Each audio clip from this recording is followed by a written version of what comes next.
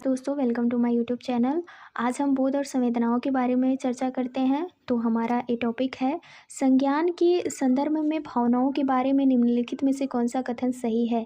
तो भावनाएं संज्ञान के विभिन्न पहलुओं को नियंत्रित करती हैं, हालांकि इसके प्रभाव की मात्रा और दिशा बहुत से कारकों पर निर्भर करती है। नेक्स्ट पॉइंट है समावेशन, यानी वर्ग समावेशन का एक उदाहरण है कि लोकेश को कल्पना दिल्ली दिल्ली को दूसरी संकल्पना भारत के उप समूह के रूप में वर्गीकृत करने में परेशानी होती है। यह समझना कि भावनाएं स्मृति और सीखने को कैसे प्रभावित करती हैं, स्वनियमित सीखने को संसाधित कर सकता है। तो आर्य दोनों सही है, पर आर्य सही की व्याख्या नहीं है। नेक्स्ट पॉइंट है फिजा ने विश्लेषण किया कि उसे विषय जड़ सीखने की तुलना में एक्स सीखने से अधिक समस्या होती है, क्योंकि वह विषय जड़ में रुचि रखती है और उस पर ध्यान केंद्रित कर रही है।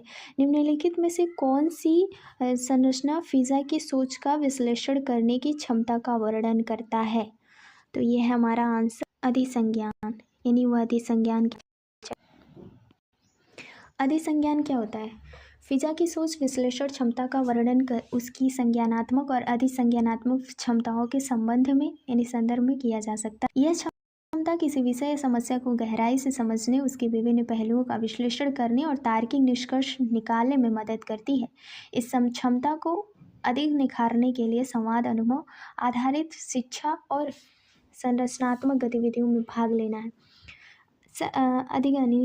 अधिसंज्ञान की घटक क्या होते हैं? अधिसंज्ञानीय घटक अपनी ज्ञान और समझ के बारे में जागरूक करता है, जैसे व्यक्ति का ज्ञान, कार्य का ज्ञान, रणनीति का ज्ञान। अधिसंज्ञानीय नियमन यह सीखने की प्रक्रिया को नियंत्रित करने की क्षमता है, जैसे योजना बनाना, निगरानी करना, मूल्यांकन करना। अधिसंज्ञानीय अनुभव यह वह भावना है जहाँ विचार जो किसी विशेष कार्य को करते समय अनुभव किए जाते हैं। उदाहरण, जब ये एक छात्र कोई कठिन प्रश्न हल करता है तब तनाव या एक्स कम आत्मविश्वास महसूस करता है। नेक्स्ट है निम्न में कौन सा प्रदर्शन लक्ष्य अभिविन्यास का एक उदाहरण है। तो एक छात्र अच्छा ग्रेड पाने और दूसरों से बेहतर होने के लिए कड़ी मेहनत करता है।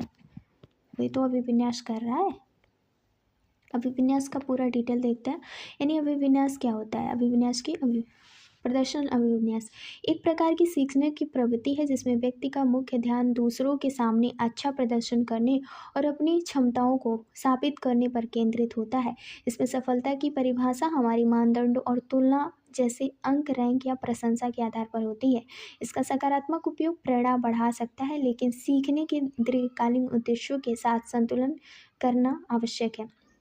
जैसे कि अगर हम देखें प्रतिस्पर्धात्मक, बाहरी मान्यता की चाह, तत्काल परिणामों पर ध्यान, त्रुटियों का डर, प्रयास का कम महत्व।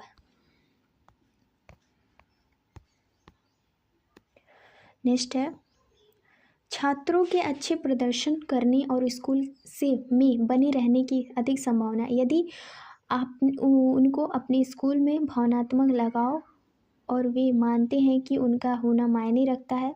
भावनाएं सीखने में महत्वपूर्ण भूमिका निभाते हैं। भावनाएं सीखने में महत्वपूर्ण भूमिका निभाता ही है, तो दोनों सही है। आर्य दोनों सही है।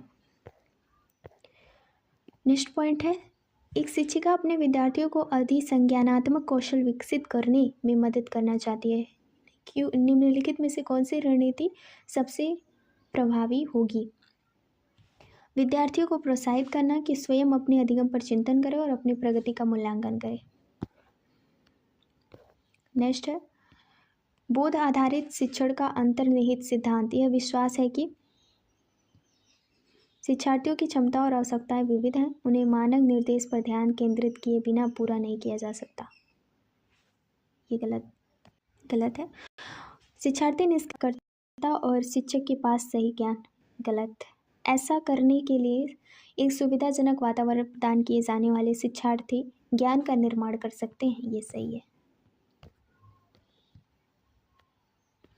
बोध आधारित शिक्षण क्या होती है?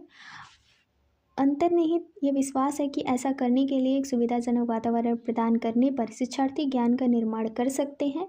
ये छात्रों में सामान्यीकरण, सूझबूझ और समस्या के समाधान की क्षमता विकसित करता है और तथा इस प्रकार के शिक्षण में प्रत्यास्मरण, पहचानना, व्याख्या करना, बुद्धियुक्त व्यवहार निहित होता है। अपनी सोच के बारे में सोच क्या कहलाती है? अधिसंज्ञान कहलाती है। यह सीखने के लिए लक्ष्य निर्धारित करने, लक्ष्यों को प्राप्त करने की सफलता, अनुमान लगाने और लक्ष्यों को प्राप्त करने के लिए वैकल्पिक रणनीतियों का चयन करने की विद्यार्थी की क्षमता में संबंधित है। अधिसंज्ञान छात्रों के विचारों को अलग बनाता है, उन्हें अपनी स्वयं की कार्य क्षमता पर नियंत्रित करने में सहायता करता है। विद्यार्थियों को सक्षम करने के लिए कि वे अपने सीखने को विनियमित कर पाएं, एक शिक्षिका को बच्चों को अधिसंज्ञानात्मक क्षमताओं के विकास पर ध्यान केंद्रित करना चाहिए। नेक्स्ट है, पढ़ाने की गतिविधि करने के बाद रोशनी विद्यार्थियों को इस प्रश्न पर मनन करने के लिए प्रोत्साहित करती है, आपने अपने पाठ होने के बारे में क्या सीखा? रोशनी कौन से कौशल को बढ़ावा दे रही है? तो अधिसंज्ञान कौशल। नेक्स्ट है, बाल विकास का कौन सा क्षेत्र बच्चों के व्यक्तित्व के भावनात्मक घटक के संबंधित, जिन्हें जैसे कि व्यक्तियों को वस्तुओं व उनके आसपास के प्रति बच्चों की भावनाएं संवेगात्मक होती हैं। संवेगात्मक यानी कि बाल विकास का संवेगात्मक क्षेत्र बच्चों के व्यक्तित्व के भावनात्मक घटक से संबंधित है, जैसे कि व्यक्ति, वस्तुओं और उनके आसपास के प्रति बच्चों की भावनाएं। बालक में शारीरिक, मानसिक, सामाजिक, संवेदनात्मक विकास पर परस्पर एक दूसरे से जुड़े होते हैं। इस बाल विकास सिद्धांत के अनुसार यदि बालक शरीर के साथ स्वस्थ होता है तो मानसिक विकास स्वस्थ होगा, तभी वह सामाजिक कार्यों में भाग लेगा और संवेग स्थिर होगा। सभी एक दूसरे से जुड़े हैं।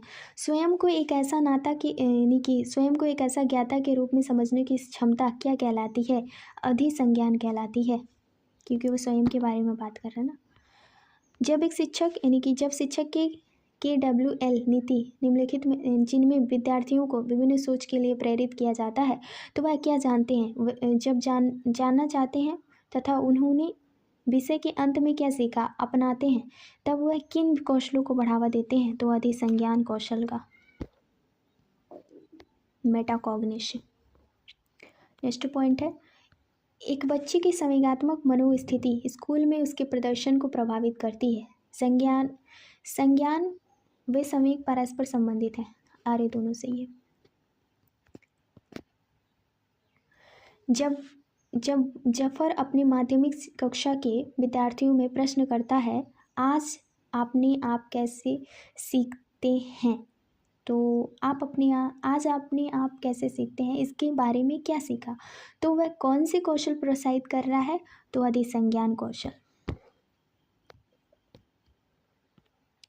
जब जफर ने अपनी माध्यमिक कक्षा के विद्यार्थियों से प्रश्न करता है, आज आप कैसे सीखा, तो इसके बारे में क्या सीखा, तो वह अधिसंज्ञान कौशल प्रोत्साहित कर रहा है। और अधिसंज्ञान एक ऐसी प्रक्रिया है जिसमें शिक्षार्थी अपने विचारों या चिंतन शैलियों के माध्यम से अपने स्वयं के ज्ञान का मनन करता है। अधिसंज्ञान चिंतन और अधिगम दोनों नियंत्रित करता है और यह अधिगम को शिक्षार्थी के चिंतन से जोड़ सकता है। जब एक शिक्षक छात्रों को चिंता से निपटने में कैसे मदद कर सकता है, मतलब एक शिक्षक छात्रों को चिंता से निपटने में कैसे मदद करता है? उनसे उसकी भावनाओं के बारे में बात करके और यानी कि उससे सूझने में मदद करके, जूझने में मदद करके। नेक्स्ट पॉइंट, प्रभावी शिक्षण में छात्रों के साथ सकारात्मक संबंध बनाना और उनकी भावनाएं, जरूरतों को महत्व देना शामिल है। भावनाएं और सीखना पारस्परिक संबंध सही विकल्प होता है, ये आर्य दोनों सही है। निम्नलिखित में से संवेगात्मक विकास का हिस्सा है अंतर्वैयक्तिक कौशल। संवेगात्मक विकास के अंतर्गत व्यक्ति के संवेगों के बारे में पता होना, नियंत्रण करना, व्यक्त करना और आंतरिक रूप से पारस्परिक संबंधों को संभालने की क्षमता को शामिल किया गया है तथा अंतर्वैयक्तिक कौशल दूसरे लोगों के इरादों यानी प्रेरणा और इच्छाओं को समझने की क्षमता को संबंधित है। अतः अंतर्वैयक्तिक कौशल संवेगात्मक विकास का हिस्सा है। जब बच्चा खुशी, की भावनाओं का अनुभव करते हैं तो उनके सीखने का सकारात्मक प्रभाव पड़ने की संभावना ज़्यादा हो जाती है। माध्यम विद्यालय की कक्षा में छात्रों के बीच प्रतिस्पर्धा को प्रोत्साहित किया जाना चाहिए क्योंकि विजेता और हारे हुए बच्चों के नवीकरण उन्हें रचनात्मक रूप से सीखने के लिए प्रेरित करते हैं। गलत है।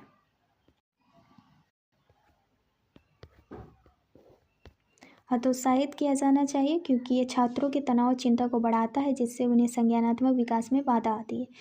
मध्य विद्यालय के छात्रों में छात्रों के बीच प्रतिस्पर्धा को हतोत्साहित किया जाना चाहिए क्योंकि यह छात्रों के तनाव और चिंता को बढ़ाता है जिससे संज्ञानात्मक विकास में बाधा आती है।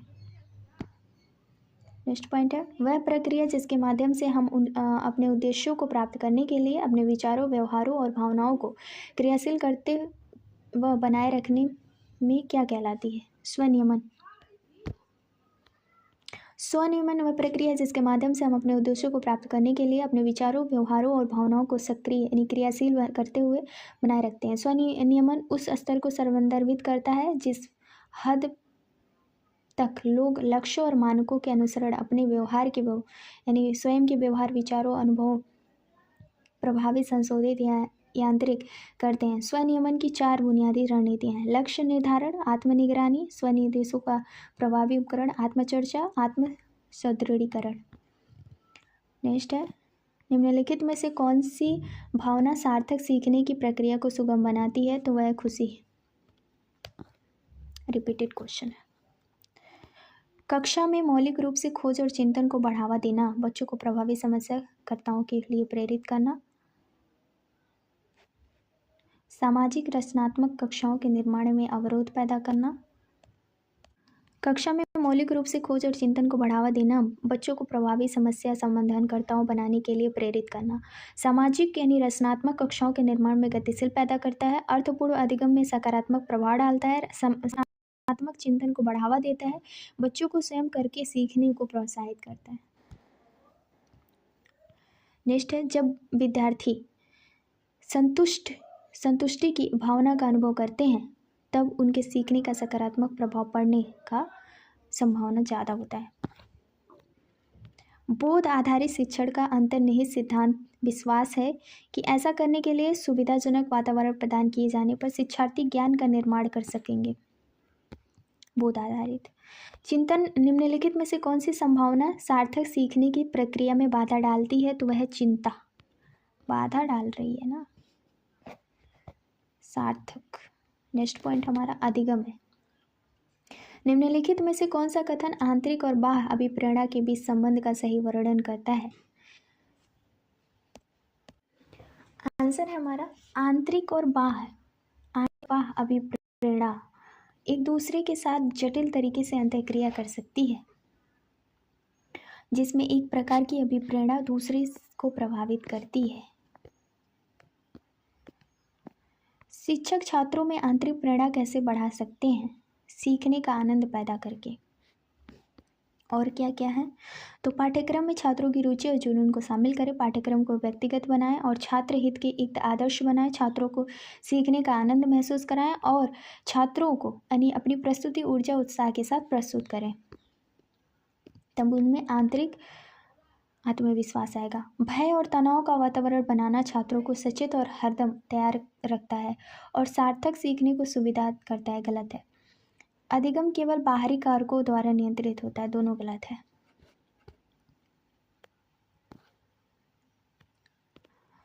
सुजाता नृत्य प्रतियोगिता में केवल इसलिए उत्सुकता से भाग लेती है क्योंकि वह नगद का प्रथम पुरस्कार जीतने में रुचि रखती है, तो वह बाहरी रूप से प्रेरित होती है इसलिए। सीखने का कौन सा दृष्टिकोण आंतरिक प्रेरणा पर केंद्रित है? सार्थक सीखने के लिए सामाजिक संपर्क पर जोर देता है।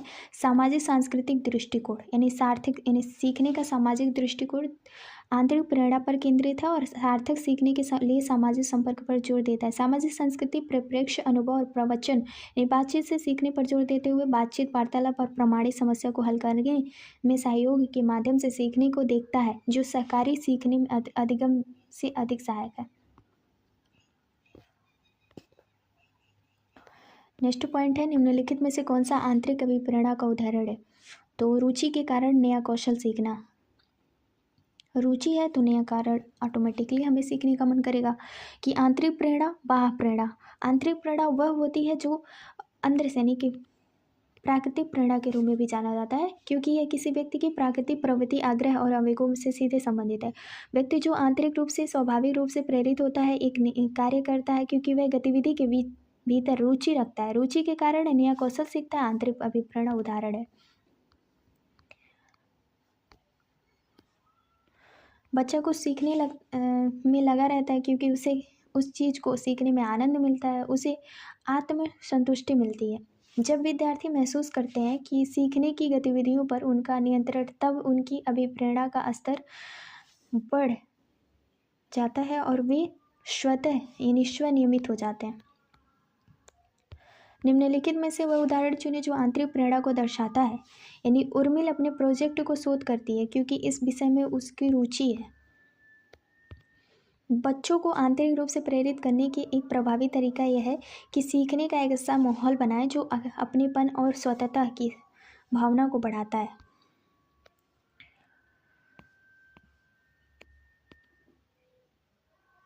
यह मान्यता की क्षमता वर्धित और नियंत्रित है, विद्यार्थियों को खुद पर विश्वास रखने और मेहनत करने के लिए अभिप्रेरित करती है। नेक्स्ट पॉइंट है, आंतरिक अभिप्रेरणा का उदाहरण क्या है? अपनी उत्सुकता को संतुष्ट के लिए सीखना। आंतरिक उत्प्रेरणा स्वाधारणता यानी मानवीय प्रवृत्ति है कि हर व्यक्तिगत रुचियों को आगे बढ़ाने और अपनी क्षमताओं का प्रयोग करें। जब हम आंतरिक रूप से प्रेरित होते हैं तो हमें प्रलोभन या दंड की आवश्यकता नहीं होती, क्योंकि गतिविधि स्वयं संतोषजनक और पुरस्कृत होती है। इसे आकांक्षाओं के स्तर के रूप में भी जाना जाता है। अतः अपनी उत्सुकता की संतुष्टि के लिए सीखना आंतरिक अभिप्रेरणा का एक उदाहरण है।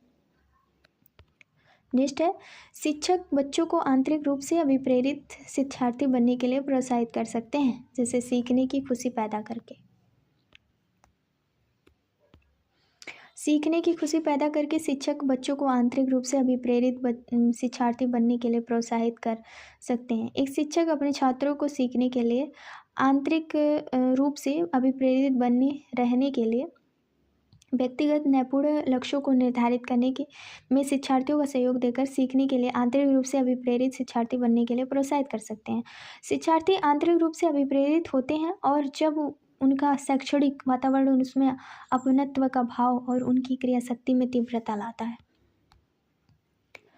नेक्स्ट है, अधिगम की गति क्या है? अधिगम की गति व्यक्तिगत और वातावरणीय कारकों की पारस्परिक निर्भर करता है।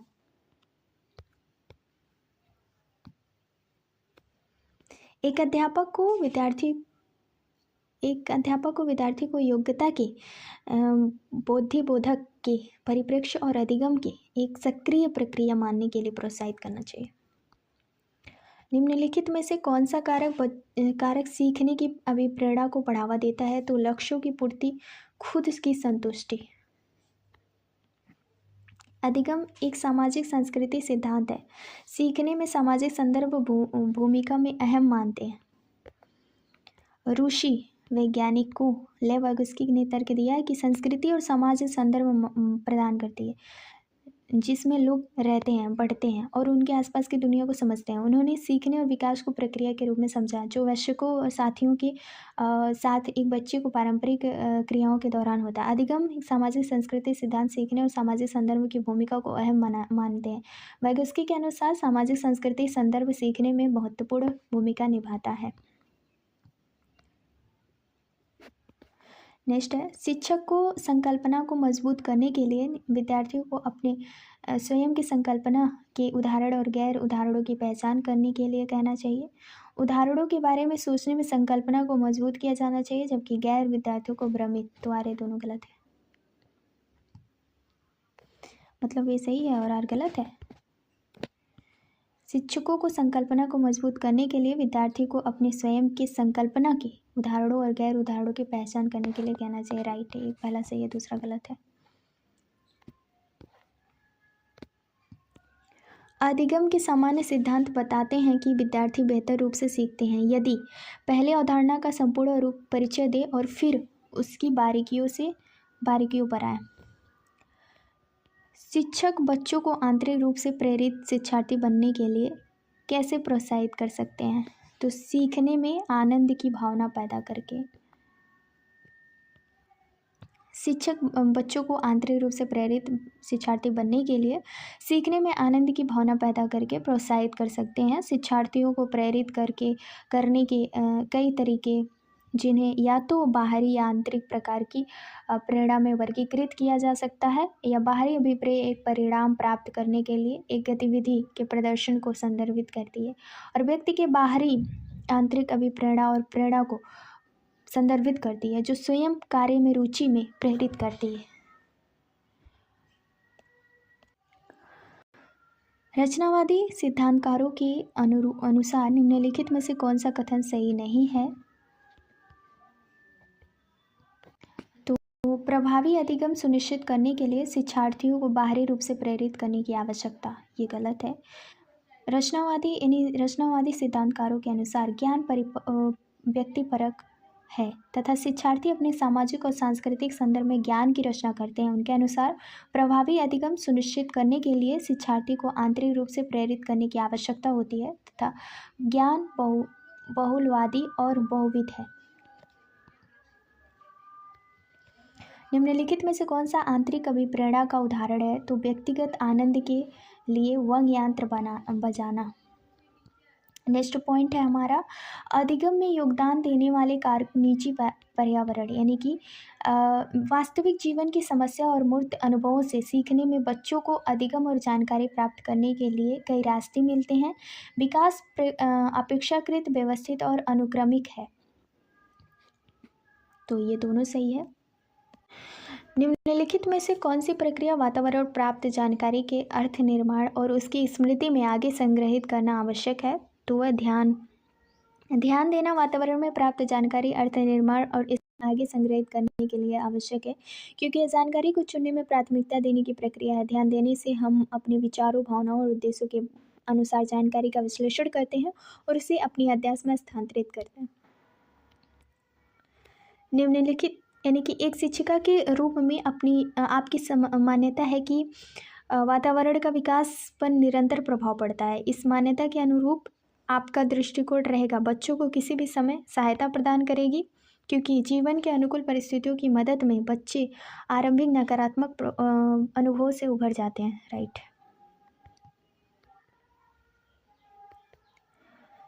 नेक्स्ट पॉइंट है, विद्यार्थी कक्षा में अधिगम की प्रक्रिया में अधिक सक्रिय और सहभागी बना महसूस करते हैं यदि कक्षा परिवेश समग्र करता है। अवधारणाओं के बारे में जिज्ञासा, अपने विचारों पर विमर्श या चिंतन, अध्यापक का, ये गलत है।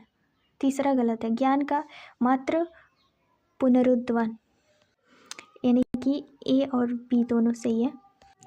यदि कक्षा में परिवेश अवधारणाओं के बारे में जानकारी मिलती है, यानी जिज्ञासा तथा विचारों में विमर्श चिंतन समुद्र करता है, तो विद्यार्थी कक्षा में अधिगम की प्रक्रिया में अधिक सक्रिय और भागीदारी, यानी सहभागी महसूस करते हैं। ऐसे परिवेश में विद्यार्थियों के विचारों को महत्व देते हैं और जिसमें वे स्वयं को समायोजित महसूस करते हैं और अर्थपूर्ण अधिगम करते हैं। निश्चय हमारा, निम्नलिखित में से किस विश्वास का सीखने पर नकारात्मक प्रभाव पड़ेगा? तो मैं लड़की हूँ इसलिए मैं गणित अच्छा प्रदर्शन नहीं करती, ना ही कर पाऊंगी, ये गलत है भाई, नकारात्मक प्रभाव पड़ रहा है। नेक्स्ट है, शिक्षा की समसामयिक नीतियाँ जैसे कि राष्ट्रीय शिक्षा नीति 2020 इस बात पे जोर देती है कि स्कूल में खोज और अन्वेषण द्वारा होनी चाहिए। नेक्स्ट है हमारा, माध्यमिक शिक्षा यानी माध्यमिक कक्षाओं में अधिगम के लिए एक अनुकूल वातावरण का कक्षा का वातावरण सहकारी अधिगम पर केंद्रित होनी चाहिए। अभी हमारा पूरा 151 क्वेश्चन हो गए। तो thank you for watching this videos. Next में हम हिंदी के बारे में, हिंदी व्याकरण के बारे में देखेंगे। ये हमारा पूरा पॉडोलॉजी समाप्त होता है। Thank you for watching videos. Thank you.